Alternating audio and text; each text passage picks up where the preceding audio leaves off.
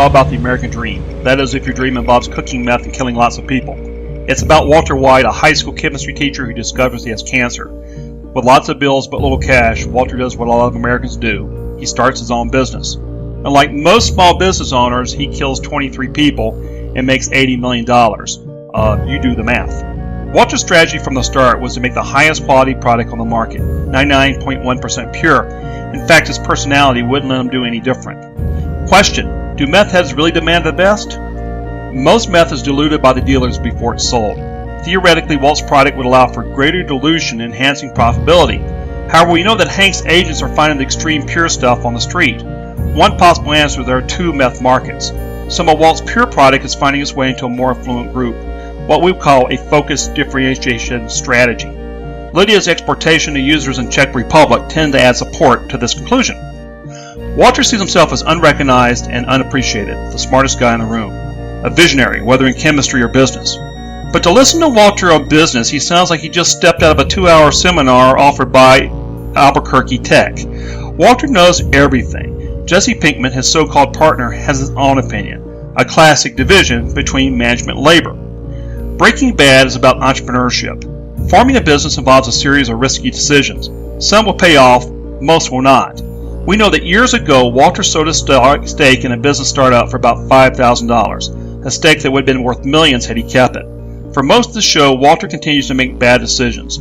Only his resourcefulness and his ability to manipulate others pulls him out of the fire. For a guy with cancer, Walt is extremely lucky. I am certain that he conducted a SWOT analysis when he was told of the cancer. Walter's like a lot of people starting a small business.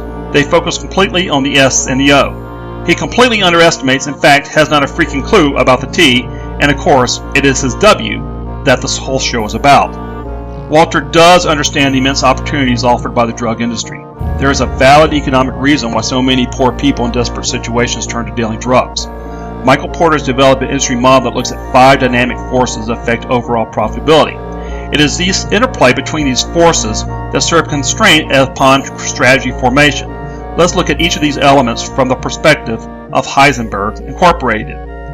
Walter is, by definition, a new entrant. Why are there so many meth labs? Because they're cheap to set up. What did Walter need to start his business? Lab supplies, cough syrup, sales associates, an RV? Check. Substitutes. Your customers are addicts. From the perspective of an addict, meth provides great bang for the buck. Drugs are created to be non-substitutable. Except for very few episodes, the show doesn't dwell on users, except Jesse and his gang, of course. I think this was done purposely to reflect Walter's total moral blindness. He is incapable of seeing the suffering he causes, but it also signals a very important change in his business strategy. Early on, his strategy was to use Jesse and his gang as his sole distribution channel. In fact, Walter wanted nothing to do with dealing drugs. He was totally into production, not distribution. But Walter wanted more money, so he convinced Jesse to approach a local drug kingpin. It is this switch of distribution models that brings Walter fully in the clutches of the drug cartel, the third or fourth worst decision in Walt's life. At this point, I've lost count.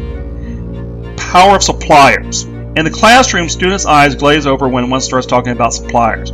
However, in the world of Breaking Bad, procuring supplies to make the meth becomes one of the major story drivers. Their early procurement strategy involved using Badger and Skinny Pete not only as dealers, but as purchasers of cough syrup, a process known as smurfing. Of course, Walter is impatient with this process. He is a chemist, and damn it, he can make it himself.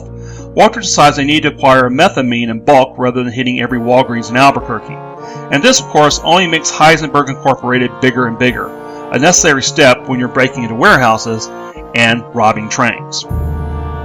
At the beginning of the show, Walter refuses to acknowledge that he is a drug dealer. In fact, his rationalization of his behavior depends upon the fiction that production and distribution were two completely separate businesses. As he quickly discovers, there were two functions of the same business, and as the stakes got higher, the competitors became more and more ruthless, and of course, so did Walter. Now this is where I think Walter is like so many entrepreneurs. He not only tolerated risk, but over time he learned to thrive on it. Risk became his drug of choice. Final remarks. The problem is that skill sets essential in setting up a business are not necessarily the ones you need to manage a business. In addition, over time, Walter started buying into his own marketing. Heisenberg was created to intimidate his competitors.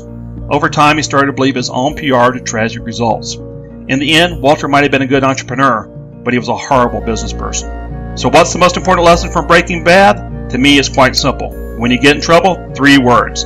Better call Saul.